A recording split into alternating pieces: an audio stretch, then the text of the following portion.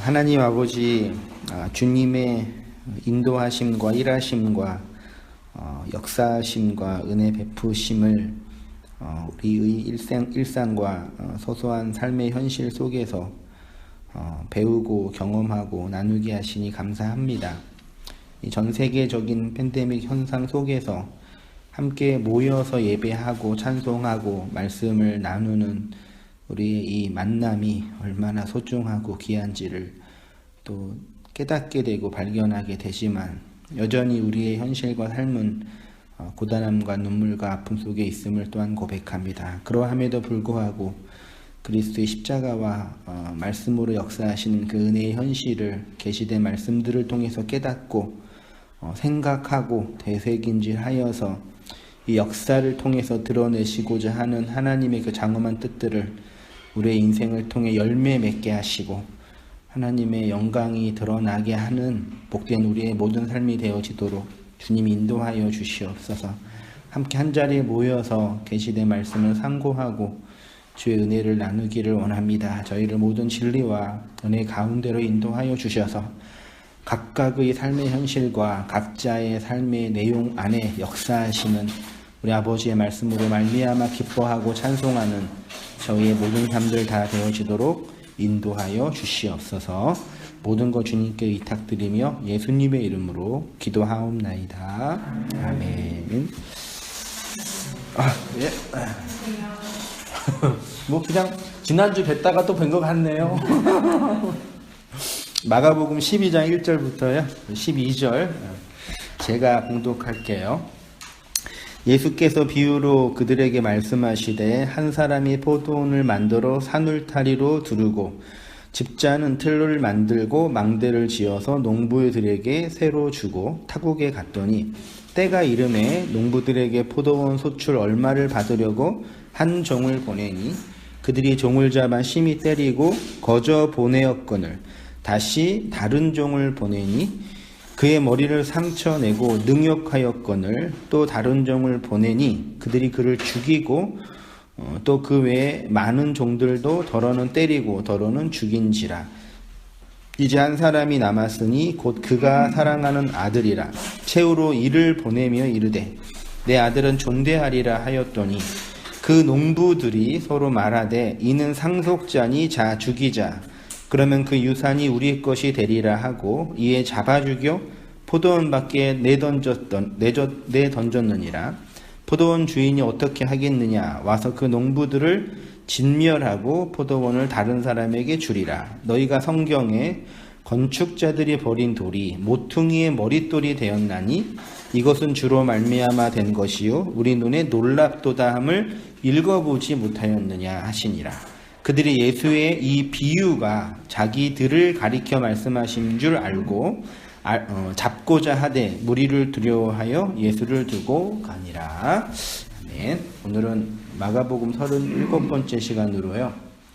악한 농부와 집주인, 우리가 흔히 알고 있는 공간복음서에 다 공이 기록되어 있는 말씀이고 또 어떤 내용인지 대중적으로 많이 읽혀지고 있는 말씀이고 또 뻔하게 이해하고 있는 내용이지만 그 안에 기본적이고 본질적인 복음의 내용들이 들어있지요. 그것을 다시 한번 또 새겨보면서 말씀을 나누어 보도록 하겠습니다. 한번 산모님 먼저 읽어주시겠어요?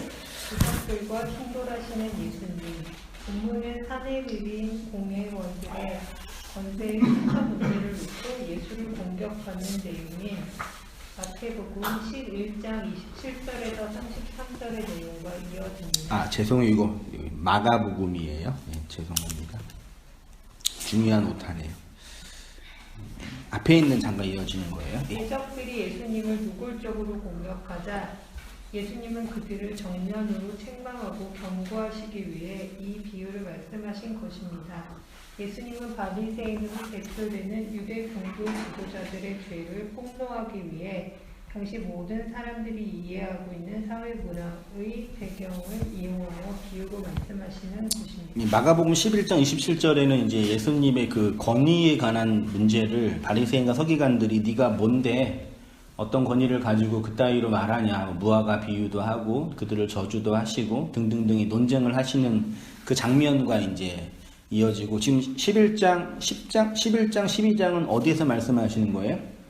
예루살렘 성전 안에서 그 6월절 대명절을 한 2, 3일 앞두고 있는 분위기가, 지금 분위기가, 저는 뭐 우리나라도 뭐 추석이나 설날 있지만 중국의 춘절이라는 게 있잖아요. 거기 일주일 동안 막 다 이동하잖아요. 어마어마하게. 그런 분위기였을 거예요, 아마요. 이스라엘 디아스포라 유대인들이 다 예루살렘에 올라와가지고 이제 명절을 지키려고, 6월절 희생제사를 지키려고 아주 정신이 없는 그런 성전 분위기였겠죠. 그때 이제 예수가 수많은 대중들을 끌고 다니면서 막 말씀 가르치고 유대인들을 공격하고 권위를 막 부리니까 그 당대 종교 권력자들이 이제 좀 기분이 안 좋았죠. 그래서 계속 권위로 논쟁하다가 그것과 연결해서 이제 그러면 니네는 뭐냐 얘기하면서 12장이 연결되고 있는 거예요. 이어서 하는 장면이. 예수님이 예루살렘에 입성하신다는 것은 죽기 위해 성전 안으로 들어가는 희생제물의 모습입니다. 하늘의 미랄이 땅에 떨어져 죽으면 많은 열매를 맺는다는 말씀처럼 예수님은 당신의 백성을 살리기 위하여 기꺼이 죽음의 길로 가시는 것입니다. 하나님은 상세한 언약을 해주시기 위해 예수님을 죽음으로 몰고 가시는 것입니다. 예수님의 죽음을 논할 때 그분의 죽음은 자기 죄에 의한 형벌적인 죽음이 아닙니다. 그분의 죽음은 다른 이의 죄를 위한 희생적인 죽음입니다.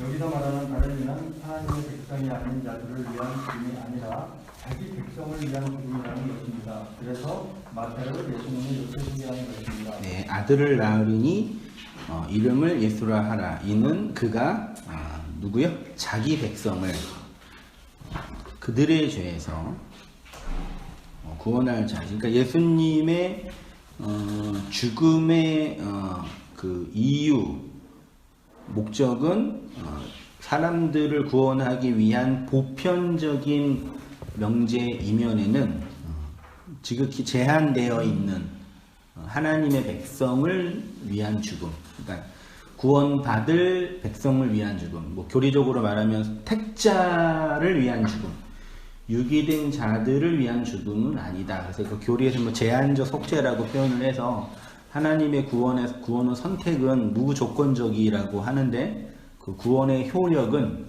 온 인류를 위한, 모든 사람을 위한 다계적인 사랑과 구원이 아니라 지극히 제한되어 있는 선택받은 당신의 백성만을 위한 예수의 죽음이다. 이게 이제 여기서 멈추면 그냥 교리에 멈추는 거죠. 그렇죠? 뭐 예수님이 나를 위해 죽으신 거고 교회를 위해 죽으신 거죠.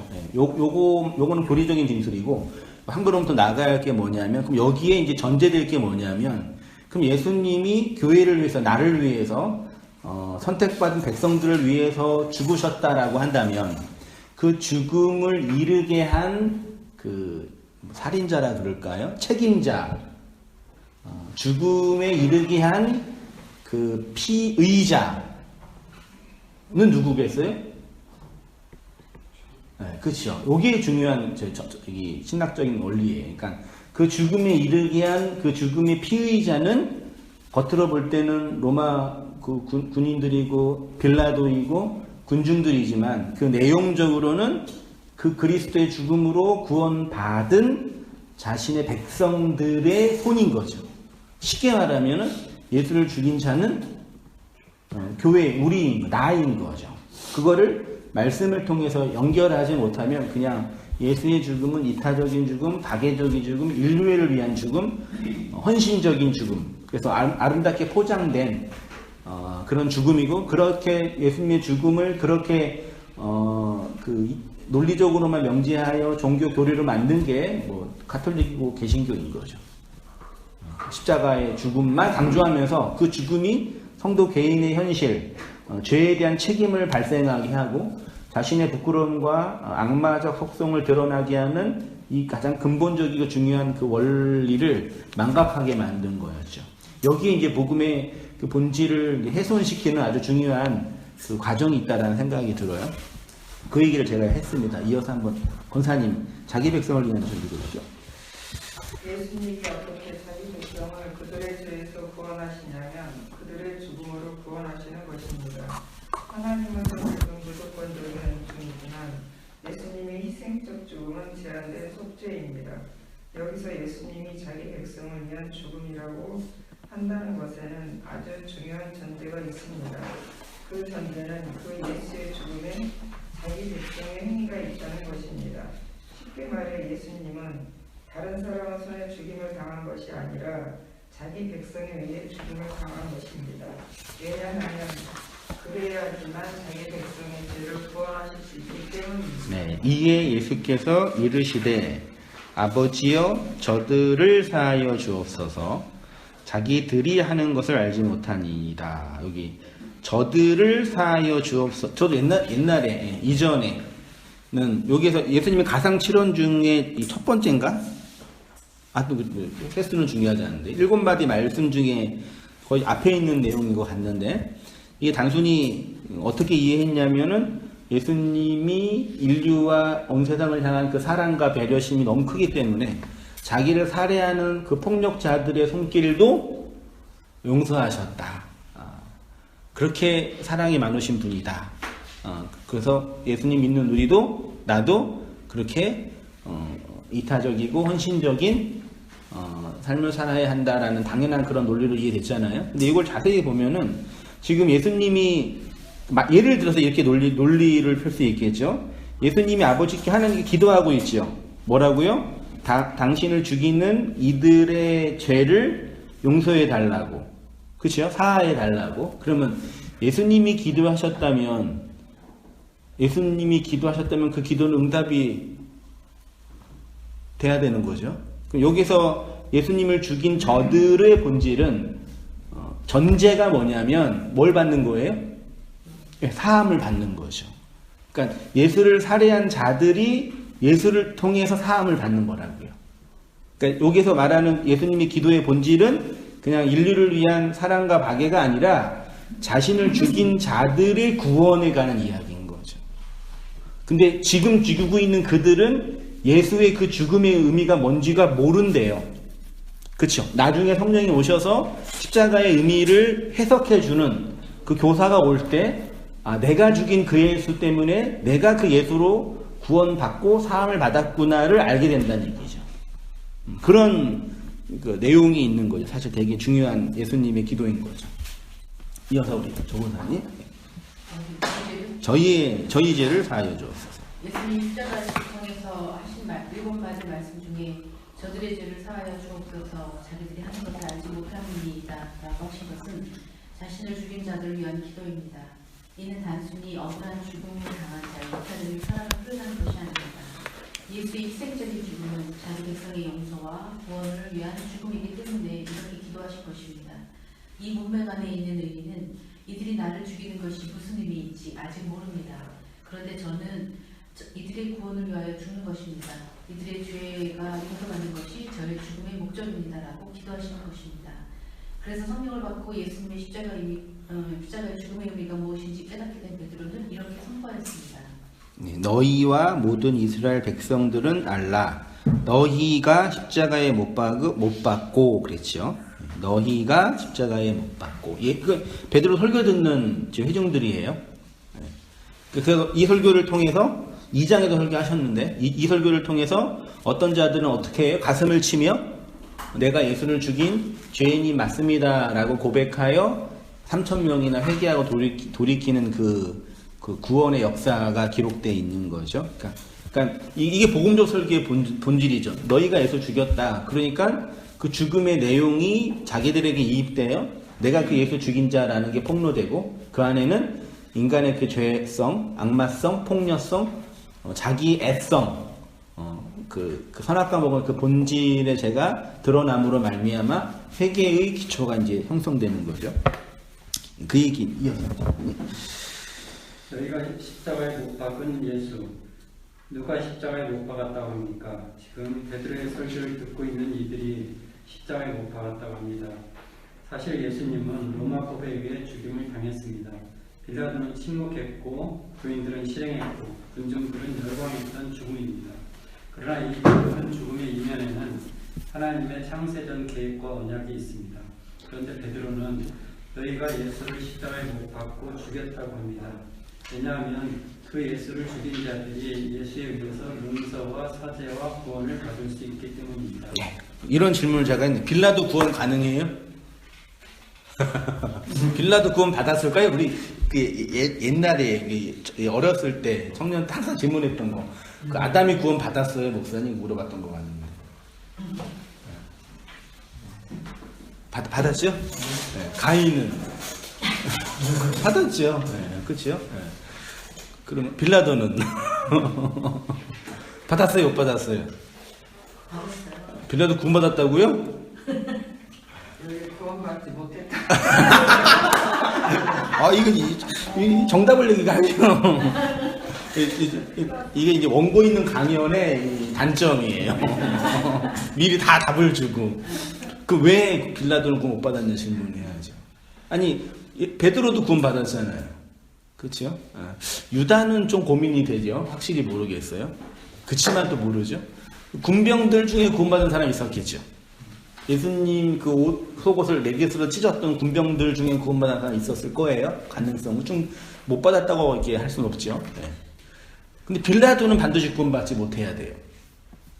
왜냐하면 빌라도가 그 말한 그 내용에 그 본문에는 기록 안 했지만 예수님의 죽음과 자기가 그 내린 그 형벌은 상관이 없다는 손을 씻었잖아요. 그 얘기는 뭐냐면 내가 예수 죽인 거 아니다라는 선언이에요. 이게 구원받지 못한 증거라고 저는 이제 해석이 되는 거죠. 그러니까 반대로 말하면 구원받은 자 안에 있는 증거 중에 하나는 내가 예수 죽인 자라는 게 증명되는 거죠. 그렇죠? 내적으로든 거기에서 이제 회개와 용서의 과정이 있는 거죠. 근데 빌라도는 그거 자체가 이제 없었던, 말하자면. 그러니까 되게 그 상징적인 어떤 교훈적인 내용인 거죠. 인류 역사 속에 예수의 죽음과 상관없는 자들이 있을 터인데 그들의 현실은 이러하다라는 얘기죠. 그 얘기를 이제 했습니다. 빌라도가 구원을 받았을까요? 못 받았을까요? 당연히 구원받지 못했습니다. 이건 뭐 저의 개인적인 해석입니다. 대역이 다 끝나고 자기 역할을 하고 네. 그 이후의 삶은 그러니까 이제 여기 성경의 네. 내용까지만 그러니까 만약에 그러니까 요거죠. 빌라도 개인의 구원의 측면은 논하지 못하더라도 빌라도가 고백한 이 언어는 구원받지 못한 자의 모습이라는 걸 가르쳐 주는 거죠. 그렇죠? 그렇게 말하면 정확하겠네요. 그러면 예수를 죽인 군병들은 구원을 받았을까요? 못 받았을까요? 분명한 것은 빌라도의 그 언행으로 말미암는 그 본질은 구원받지 못했습니다. 왜냐하면 그는 스스로 예수를 죽인 그 죄가 없다고 하였기 때문입니다. 나 예수 안 죽였어, 이 얘기예요. 나 책임 없어요. 내가 죽인 거 아니, 쟤네들이 죽인 거예요. 이거예요. 쉽게 말해서 자신은 예수를 죽이지 않았다고 하였습니다.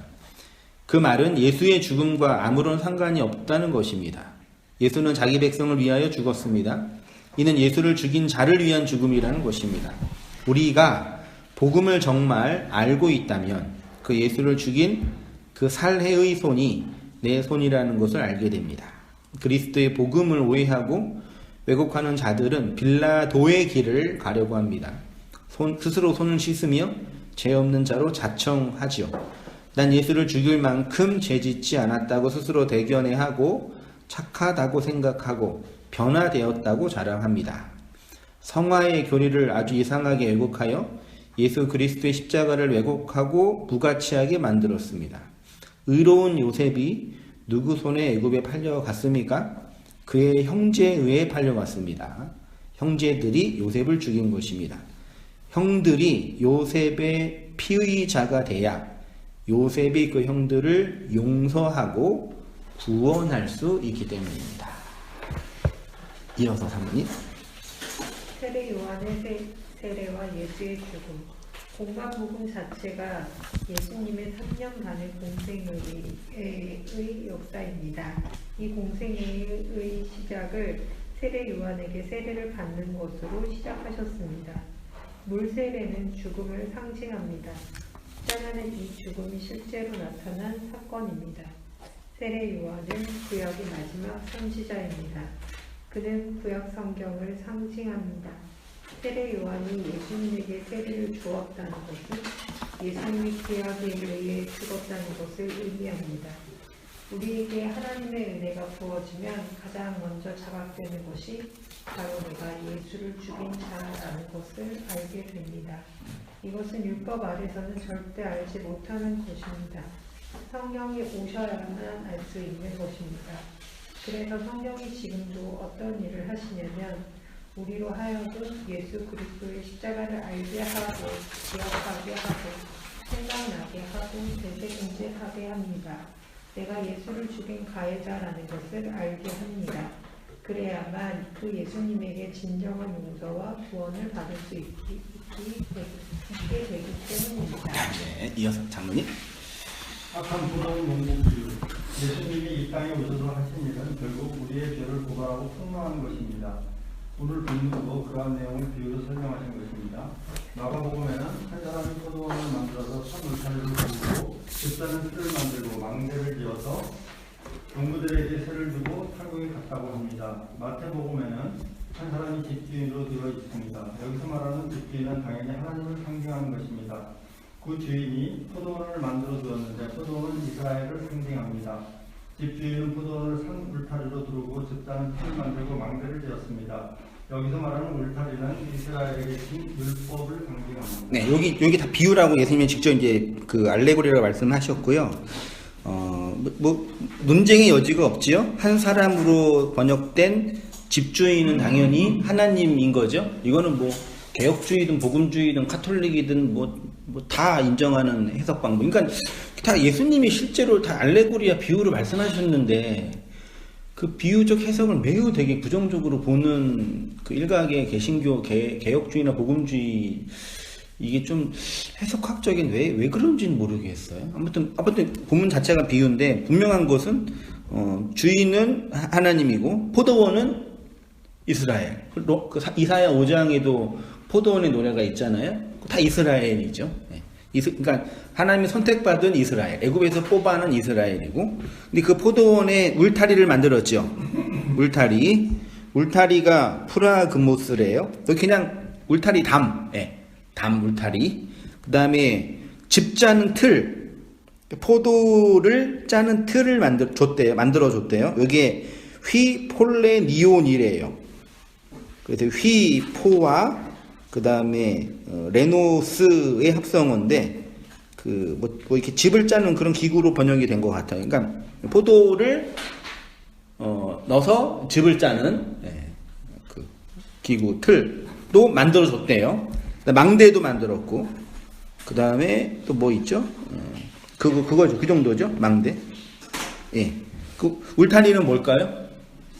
포도원은 이스라엘, 농부는 이스라엘 백성, 그렇죠?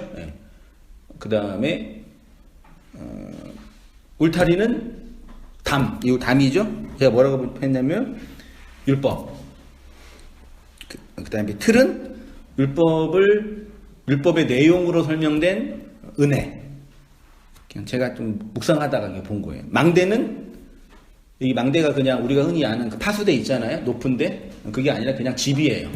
지금도 그렇지만 농경지가 있으면 그 농경지를 관리하는 집이 있잖아요. 그냥 그 초막집. 그래서 구약에는 그냥 초막집. 그래서 초막절에도 번역이 됐어요.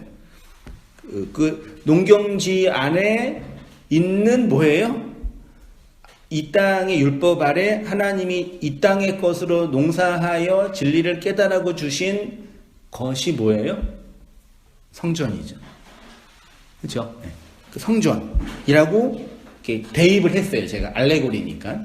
이게 뭐 틀릴 수도 있고 아닐 수도 있겠지만 제가 개인적으로 이게 해석하고 또 성경에 연결해 보니까 틀리지 않을 가능성이 더 많은 것 같아요. 틀려도 큰 문제는 없을 것 같아요. 혹시 틀려도 성경 전체에 대한 이해야 복음적인 해석에 큰 만약에 산울타리가 율법이 아니고 다른 거다 그래도 뭐 큰 문제는 아닐 것 같은데 제가 그냥 간단하게 볼 때는 성경을 이렇게 이건 이거다라고 보는 게 그냥 재미있어요. 이게 꼭 이게 옳다 이런 게 주장할 필요 없다는 생각이 들고 또 많은 그 뭐 간주나 주석서 이거 보면은 또 이렇게 안내한 것도 있어요. 예. 성경 해석 그런 좀 여유도 필요한 부분이 있다 생각이 들어요. 그래서 자, 포도원은 이스라엘, 울타리는 뭐라고 제가 표현했어요? 예, 율법. 예를 들어서 에베소 2장 14절에 그는 우리의 화평이신지라 둘로 하나를 만드사 원수된 것, 그 중간에 막힌 담 있죠. 여기 울타리로 번역된 그 단어래요. 예, 똑같아요. 그러니까 이스라엘과 그 이방인 사이에 구분 짓는 게 율법이었잖아요. 예수가 그 율법을 허물었잖아요. 그래서 이방인 율법 하나가 만들었잖아요. 그 정확한 번역이죠. 법조문으로 된 계명의 율법을 폐하시고 이는 둘로 자기 안에서 세 사람을 지어 화평하게 하시고 십자가로 이 둘을 한 몸으로 하나님과 화목하게 하리. 그러니까 십자가는 율법을 폐하여 이방인과 유대인들 내적인 나와 외적인 저를 하나가 되게 하는 차도 마찬가지예요. 그거를 하나 되게 했다라고도 표현하고 있습니다. 네, 그다음 이어서 우리 성공사님이신가요? 이스라엘과 이방인 구분하는 율법이요. 바울은 에베소서에서 예수님은 우리의 화평이라고 하면서 이스라엘과 이방인을 구분하는 담을 쳤다고 합니다. 이 담이 상징하는 것이 바로 율법입니다. 이렇게 율법은 이스라엘과 이방을 구분하는 담이 되었습니다. 거기에 즙자는 틀을 만들었는데 포도주를 만들 때 사용하는 기구입니다. 성경에서 포도주는 무엇을 상징합니까? 당연히 하나님의 말씀을 상징합니다. 그런데 이 말씀은 율법이라는 껍데기를 통해서 은혜로 흘러나오는 진리의 말씀이어야 합니다. 쉽게 말해서 기록된 율법의 말씀을 통해서 그 안에 있는 진리의 내용을 깨달아야 합니다. 예, 그래서 즙을 짜는 포도주 틀을 만들어 주셨다고 합니다. 하나님이 이스라엘에게 율법을 주시고 그 안에 있는 진리의 내용을 깨닫기를 원하셨습니다. 이 율법이라는 하나님의 말씀을 어디서 배웠냐면 성전에서 배웠어요. 그러니까 우리가 흔히 토라를 오해하고 있는 게 뭐냐면 그 토라는 기록된 성문법이에요. 그리고 그 성문법은 이스라엘에게만 있는 게 아니라 고대 모든 민족에게 다 있었던 법이고, 그리고 고대 그 문화사를 공부하는 분들이 바벨론 법전이나 이스라엘 법전 다 비교해 보면은 이스라엘 법전이 더 하등이라고 얘기해요. 그 어떤 그 비평가들은 모세가 바벨론이나 아수르나 고대 문명의 법전을 카피했다라고까지 얘기해요. 왜냐하면 비슷한 게 너무 많이 있으니까요. 그러니까 제가 말하는 요지는 뭐냐면 그 토라라는 율법은 기록된 그 문자가 아니 사실은요. 그거는 뭐 다 있었으니까 그 안에 있는 의미를 배우고 깨닫고 발견하는 곳은 그 문자가 아니라 문자를 그림으로 설명한 뭐예요? 성전이라는 얘기죠. 성전 제사를 통해서 하나님의 말씀을 실제로 배운 거죠. 예. 성전. 근데 이 기능이 어느 순간에 망가지니까 하나님 누굴 보내셨어요? 선지자를 보내서 율법과 성전은 이런 거야라고 계속 얘기한 거죠. 근데 그 선지자를 이스라엘 백성은 어떻게 한 거예요? 살해했잖아요. 그러니까 그 율법의 내용을 진리라는 은혜, 하나님의 은총으로 해석하여 전한 그 선지자들을 공격하여 죽인 거죠. 왜요? 자기들을 공격하는 모습으로 해석해버렸으니까요. 구약의 성전은 말하자면 기록된 율법을 여러 행위와 상징을 통해서 진리의 말씀으로 끌어내는 포도주 틀과 같은 것이라고 할 수 있습니다. 이어서 망대를 만들었다고 하는데 우리가 흔히 생각하는 망대는 파수꾼이나 보초가 경계하는 것 정도로 이해하는데 사실은 그냥 초막집을 의미합니다. 농사를 짓기 위해서 농경지 주위에 잠자고 쉴만한 작은 집을 지었는데 그것을 망대로 번역했습니다. 성경에 사용된 용례를 보면 이 망대는 진리의 말씀으로 지어질 하나님의 내적 성전을 설명하죠. 그래서 이사야 1장 8절에도 딸 시온은 포도원의 망대 같이 참외 밭의 원두막 같이 에워싸인 성읍 같이 겨우 남았도다. 그날에 내가 다윗의 무너진 이걸 천막으로 번역을 해버렸으니까요. 그렇죠? 천막이라는 해석은 완전히 우리나라 문맥에서는 좀 좀 안 좋죠? 차라리 성막이라고 하든지. 이게 망대예요. 초막. 그러니까 다윗이라는 그 영적인 혈통을 통해서 세워질 하나님의 내적 성전, 집을 설명하는 거죠. 요나가 성에서 나가서 그 성 동편에 앉되 거기서 자기를 위하여 초막, 요것도 그 같은 단어로 번역이 됐어요. 스가랴 14장에는 예루살렘을 치러 왔던 열국 중에 남은 자가 해마다 올라와서 그 왕 만군의 여호와께 숭배하며 초막절을 지킬 것이라. 이거 초막, 절할 때 그 초막, 그 집을 짓는 절기. 그러니까 초막절 자체가 집 안에 거하는 절기잖아요. 광야 안에서 장막절이라고도 하고. 마지막에 베드로가 그런 얘기 했죠. 그 변화산에서 베드로가 예수께 거하되 랍비여 우리가 여기 있는 것이 좋사오니 우리가 초막셋을 짓되 하나는 주를 위하여 하나는 모세를 위하여 하나는 엘리야를 위하여 하사이다. 그렇게 번역이 됐습니다. 자, 열매를 기다리시는 하나님 이어서 이 모든 것을 집주인이 다 만들어주고 농부에게 포도도 농장을 맡깁니다. 농부는 이스라엘이니까 하나님이 이스라엘에게 율법을 주시고 그 율법과 성경을 통해서 하나님이 원하시는 fruit, 즉 열매를 내라고 하신 것입니다. 주인은 포도 열매를 기다렸습니다. 그러면 하나님이 이스라엘에게 기대하고 기다리셨다는 열매는 무엇일까요? 당연히 율법으로 말미암아 깨닫게 되는 하나님의 은혜와 구원의 진리입니다. 그래서 그 진리, 그 은혜의 열매를 얻기 위해 종을 보냈습니다. 그런데 이스라엘은 그 종을 살해했습니다. 그 이유는 단순히 열매를 주기 싫었기 때문도 아니고 이익을 탐하는 욕심 때문도 아니었습니다. 그들은 주인이 원하는 그 열매를 내지 못했습니다. 이스라엘이 종이 농부들이 그 종을 살해한 이유는 종은 주인의 대사니까 뭘 거두러 왔냐면 주인이 받아야 할 열매를 거두러 왔죠. 근데 종을 죽였죠. 왜 죽였냐? 단순하게 생각할 때는 자기들의 그 열매 재산을 지키게 하려고 죽인 건데 내면으로 들어가다 보면은 이들은 농부들은 마땅히 내야 할 그 열매를, 즉 주인이 원하는 그 열매를 내지 못했어요. 이 앞전에 무화과 나무 비유 있었잖아요. 그때 예수님 무화과 나무를 뭐 하셨어요?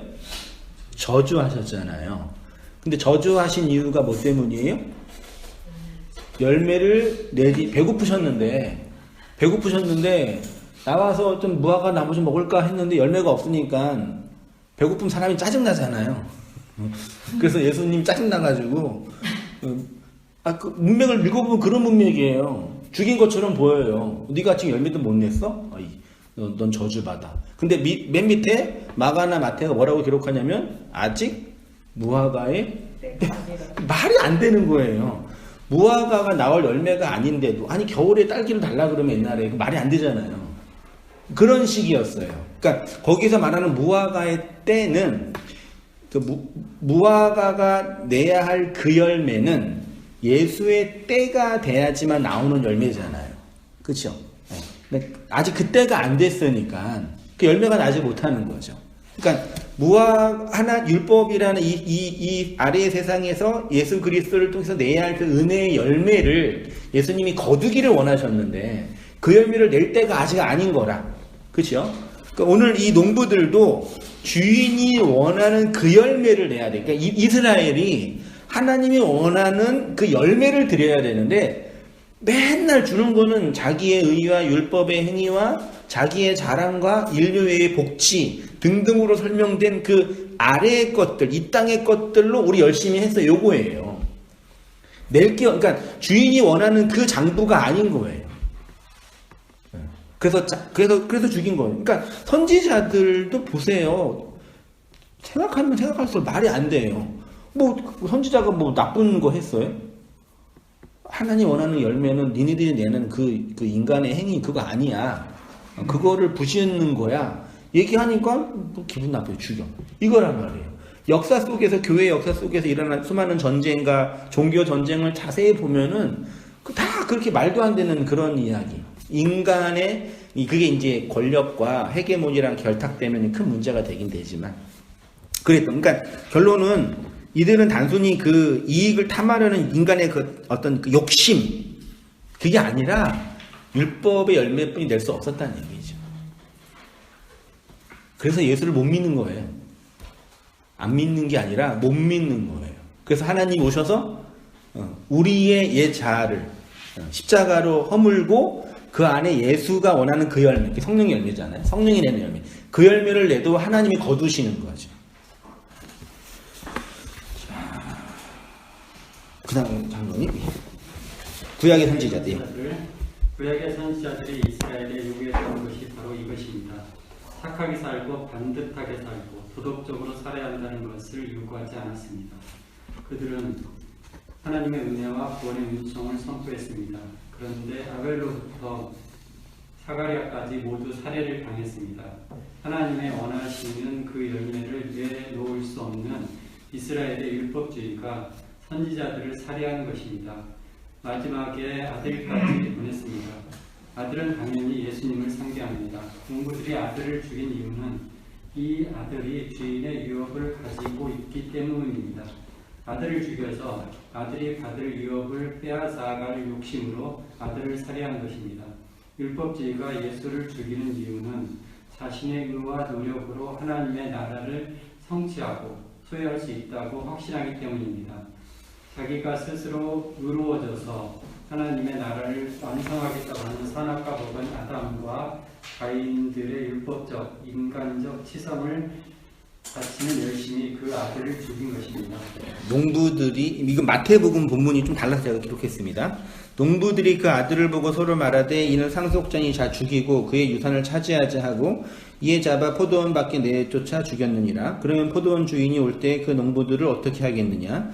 그들이 말하되 그 악한 자들을 진멸하고 포도원은 제때에 열매 바칠 만한 다른 농부들에게 새로 주지니이다. 예수께서 이르시되 너희가 성경의 건축자들이 버린 돌이 성경 모퉁이의 머릿돌이 되었나니 이것은 주로 말미암아 된 것이요 우리 눈에 기이하도담을 읽어본 일이 없느냐. 그러므로 내가 너희에게 이르노니 하나님의 나라를 너희는 빼앗기고 그 나라의 열매 맺는 백성이 받으리라. 이 돌 위에 떨어지는 자는 깨지겠고 이 돌이 사람 위에 떨어지면 그를 가루로 만들어 흩으리라 하시니 대제사장들과 바리새인들의 예수의 비유를 듣고 자기들을 가리켜 말씀하심을 알고 잡고자 하나 무리를 무서워하니 이는 그들이 예수를 선지자로 알미었더라. 이어서 사모님. 깨지겠고 가루로 만들어 흩으리라. 마태복음은 마가복음과 조금 다르게 결론을 냅니다. 이 비유를 하시고 마태복음 21장 42절부터 비유의 본질을 다시 설명하십니다. 예수님은 건축자들이 버린 돌이 모퉁이의 머릿돌이 되었다고 하시면서 너희는 하나님의 나라를 빼앗기게 될 것이고 그 나라는 열매 맺는 백성이 받게 될 것이라고 합니다.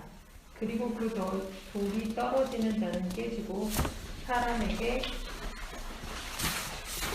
떨어지면 그를 가루로 만들어 흩어버린다고 저주와 경고의 말씀을 마치십니다. 예, 이 돌이 떨어지다가 핍토라는 단어로 되어 있어요. 핍토는 어디 있죠? 그 언제 쓴 단어냐면요, 씨를 뿌릴 때 있죠. 씨를 던질 때 그걸 핍토라는 단어로 표현했거든요. 그러니까 그 돌이 떨어지다라는 것은 내용적으로는 그 돌이라는 하나님의 말씀, 율법이라는 하나님의 말씀이 떨어지면 이렇게도 볼 수 있겠죠. 그러니까 하나님의 말씀이 씨로 떨어지면, 그러면 그 씨로 말미암아 어떤 일이 벌어지겠죠? 마태복음 7장에도 보면은요, 비가 내리고 창수가 나고 바람이 불어 그 집에 부딪힘에 무너져. 요거 핍토로 되어 있어요. 그러니까 하나님의 말씀이 떨어지면 율법의 내용들이 무너진다. 이렇게도 볼 수 있겠네요. 더러는 좋은 땅에 핍토 떨어지네. 씨가 떨어지는 거고요. 사도행전 22장은 사울의 다메섹 도상의 회심의 역사 내용인데, 빛을 보고 내가 땅에 떨어져 핍토되어 들으니 사울아 사울아 내가 왜 나를 핍박하느냐 라고 되어 있죠. 깨지다가 쉰들라우란 단어로 함께 부수다 라는 말씀과 뜻으로 말씀과 함께 부수어진다는 의미입니다. 율법의 말씀이면 율법과 함께 부수어져 심판을 받는 거고, 은혜의 말씀이면 은혜와 함께 부수어져 구원을 받는 거죠. 그래서 가루로 만들어 흩어버린다고 하시는 것입니다. 다니엘서에 가면 다니엘이 느부갓네살의 큰 신상에 대한 해석을 하죠. 다는 못 넣었고요. 다 알고 있는 내용이지만 한번 그림을 그려보세요. 왕이여, 왕이 한 큰 신상을 보셨나이다. 그 신상이 왕의 앞에 섰는데 크고 광채가 매우 찬란하며 그 모양이 심히 두려우니 그 우상의 머리는 순금이요, 가슴과 팔은 은이요, 배와 넓적다리는 노치요, 그 종아리는 쇠요, 발은 얼마는 쇠요, 얼마는 진흥이었더니, 또 왕이 보신즉 손대지 아니한 돌이 나와서 신상의 쇠와 진흙의 발을 쳐서 부서뜨리매 그때 쇠와 진흙과 놋과 은과 금이 다 부수어져 여름 타작마당의 겨같이 되어 바람이 불려간 곳이 없었고 우상을 친 돌은 태산을 이루어 온 세상에 가득하였더라. 이 열왕의 때에 44절이에요. 하늘의 하나님이 한 나라를 세우시리니 이것은 영원히 망하지도 아니할 것이요 그 국권이 다른 백성에게로 돌아가지도 아니할 것이요 도리어 이 모든 나라를 쳐서 멸망하고 영원히 설 것이라. 이게 이 뜨인 돌 환상이라 그러죠. 머리는 순금이죠. 이게 뭘 상징해요? 이 그림을 다 그리면 머리, 가슴, 넓적다리, 이게 다 고대 시대 때 바벨론, 아수르, 페르시아, 그 다음에 로마, 헬라 뭐 그런 걸 상징해요. 맞아요. 그래서 제가 청년 때 공부했을 때 되게 큰 뭐죠? 기쁨이었던 거. 그림을 그리면서 이 머리가 상징하는 거 되게 재밌어요. 그러니까 아무튼 그 개별적인 해석은 차치하고 그 위에 뭐가 있다고요? 뜨인 돌이 이 신상을 다 부수고 그 돌에 의해서 하나님의 나라, 보면 어떻게 된다면은 태산을 이루어 온 세상에 가득하게 된다라는. 그러니까 그 아들이 하나님의 나라를 유업으로 받았잖아요. 예수를 통해서 하나님의 나라가 이 땅에 이루어진다 그랬잖아요. 그럼 이 땅에 이루어지는 하나님의 나라는 결국 뭐예요? 그 예수를 통해서 우리 안에 이루어지는 천국, 천년 왕국, 예수의 통치가 실현되는 그 우리 성도 개인에게 현실로 일어나는 하나님의 나라를 설명하는 거지, 그냥 이 세상에 물리적으로 있는 어떤 그 국가나 큰 권력 닥치를 의미하는. 그 청년 때 이 해석할 때 너무 기뻤는데 마지막에 이 영원한 하나님의 나라가 눈에 보이고 이 땅이 이루어지는 물리적인 하나님의 나라로 해석해 버렸어요. 그럼 어떻게 돼요? 그럼 그렇게 해석을 하면 어떻게 되는 거예요, 사람이? 물리적으로 보이는 하나님의 나라를 위해서 헌신하는 거죠. 이 땅에 푸르고 푸른 그리스도의 나라. 한 손에는 복음 들고 한 손에는 사랑을 주고 민족 구석구석 펼치면서 하나님의 나라를 세워가는 그 헌신된 노력을 하게 되는 거죠. 그 행위가 나쁘다라는 얘기가 아니라 그게 내 밖에서 물리적으로 세워지는 이런 큰 교회, 우리는 이런 물리적으로 세운 큰 교회, 아니면 실제로 기독교 국가, 아니면 기독교 정치 세력, 다 그렇게 이해하잖아요. 그래서 그거 가지고 정치 세력을 만드는 정치 집단도 나오고, 신천지 같은 이만희가 만든 그런 종교 세력, 걔네들도 이게 만든 거예요, 이렇게요. 제가 얘기했었네요. 한 몇 개월 전에 팬데믹 때문에 사람들 많이 교회 못 왔을 때 갑자기 우리 노원 예배당에 10대 명이 온 거예요. 그럼 가지 안 가겠어요, 그러면. 근데 그분들이랑 이렇게 떼거지로 이제 상당 논쟁인 거죠. 논쟁을 저를 막 공격하는데 어떤 생각이 들었냐면 정말 인간적인 열심이 대단해요. 그러니까 어떤 그 종교적인 어떤 비판이 아니라 그냥 딱 볼 때는요, 눈에 보이는, 실상이라는 단어를 되게 좋아하잖아요. 내 안에 있는 보이지 않는 믿음이 눈에 보이는 실상으로 드러나는 것에 헌신하는 거예요. 딱 그 모습이더라고요. 그러니까 그렇게 종교적으로 나가고 그렇게 이상적으로 나가는 거예요. 다양한 분파로 나가요. 결국은 내 밖에 보이는 이 물리적 세상에 하나님의 나라를 대입시켜버리는 거예요. 그러면 그렇게 잘했던 사람들이 예수님이 그렇게 얘기했던 바리새인들과 서기관들이었던 거죠. 여기서 나는 하나님의 나라는 내 외적으로 보이는 이런 물리적인 세상이 아니라 성도 안에서 하나님의 말씀이란 쓰인 돌에 의해서 자기 신상, 우상이 부서지고 있는 그 부서짐의 현실로 세워지는 내적인 하나님의 나라인 거죠. 그게 신약 성경이 말하는 교회이고 공동체이고 하나님 나라의 백성인 거죠.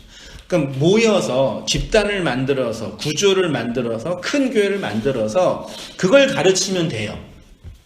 불가능하나요? 그 내용의 본질을 가르치고 선포하면 돼요. 근데 집단을 만들고 크게 만들고 뭐 2단이든 3단이든 교회든 개혁교회든 뭐 만들어서 다 뭘 만들어요? 자기들의 외부로 보이는 이 물리적 세상의 그 무엇으로 치환해 버리는 거죠. 예수님은 정확하게 그거 공격하는 거죠. 그리고 다니엘서에도 그 얘기를 이제 선언한 거죠, 사실은. 그러니까 보세요, 이렇게 성경을 열심히 보고 해석하는 것 자체도 매우 중요하는데, 그거 마지막에 내린 그 결론을 끝에 이 영혼이 무너지지 않는 하나님의 나라를 이 땅에 세워질 교회라고 한다든지, 어떤 정치 세력이라고 한다든지, 잃어버리면 완전 망가지는 거예요. 다른 길로 가는 거예요. 그죠? 누가, 어떤 분이 약간 어떤 목사가 페이스북에 올렸는데, 이제 팬데믹 때문에 뭐 다른 산업사도 힘들어지지만, 이제 교회도 힘들어지잖아요. 현실 교회. 왜냐면은 1000명 들었던 예배당인데, 팬데믹이 회복되고 교회를 뭐라 그러잖아요. 그럼 몇 명이 오겠어요? 한 200명, 150, 200명이 오는 거죠. 그럼 80%는 이제 자연스럽게 이제 떨어지게 되는 거죠. 네, 이게 더 심해지는. 왜냐면은 그전에는 주일날 교회 안 가면은 되게 깨름직하고 잘못한 것 같고 그랬잖아요. 자이든 타이든. 근데 팬데믹 때문에 교회를 가면 안 되는 상황이 돼버렸잖아요. 안 갔는데 너무 마음이 평안한 거예요. 네? 별일이 안 생겨. 그러니까 옛날에는 복음 때문에 우리가 자유를 경험했던 그 현실을 지금 이제 율법 안에 있는 성도들은 그 전염병 때문에 경험하는 거예요. 하나님 뭘 안 하시네? 오히려 가면 나쁜 사람 되니까. 이게 지금 한국교회 이 구조 자체를 완전히 지금, 심지어는 지금 엊그저께 SBS 뉴스를 보니까 뉴스에 어떤 얘기가 나오냐면은 일하는 목사가 나와요. 그러면서 그런 목사는 다른 목사에 비해서 돈도 안 밝히고 되게 헌신적이고 그러니까 새로운 어떤 대안처럼 되게 웃긴 거죠. 이렇게 이제 전반적인 분위기가 만들어지면서 저 어렸을 때 다 느끼셨겠지만 교회는 선망과 그 어떤 긍정의 대상이었잖아요. 안 가더라도 영업을 하든 이성교제를 하든. 지금은 이제 뭐예요? 혐오의 대상. 목사는 아주 사기치는 아주 그냥 나쁜 사기꾼. 네? 사기꾼까지 나가요? 그렇게 해석을 하는 거죠. 종교인들. 자기 돈만 챙기려는 그런 나쁜 사람들. 이렇게 이제 어떤 전체적인 흐름이 이렇게 전환이 됐죠. 그러니까 제가 맨 처음에 개척하고 혼자 미친 듯이 막 외쳤던 그 얘기 있잖아요. 그 얘기보다 더 큰 파급 효과가 자연스럽게. 그러니까 막 사람 앉혀놓고 막 가르치는 거랑 다른 차원의 아주 거대한 어떤 이 흐름, 대세. 코로나라는 조그만 그 바이러스 하나. 이건 사실은 이 종교뿐만 아니라 산업 자체도 완전 바꿔지고 있거든요. 아직 지금 되게 무서울 정도로 바뀌어지고 있어요. 그러죠. 그러니까 이게 결국은 우리 안에서 이루어지는 나를 통해서 완성되는 그 하나님의 나라에 대한 복음적 본질을 잃어버린 교회가 이제 놓치고 있는 본질의 어떤 현실의 문제죠. 그 자체가 중요한 게 아니라.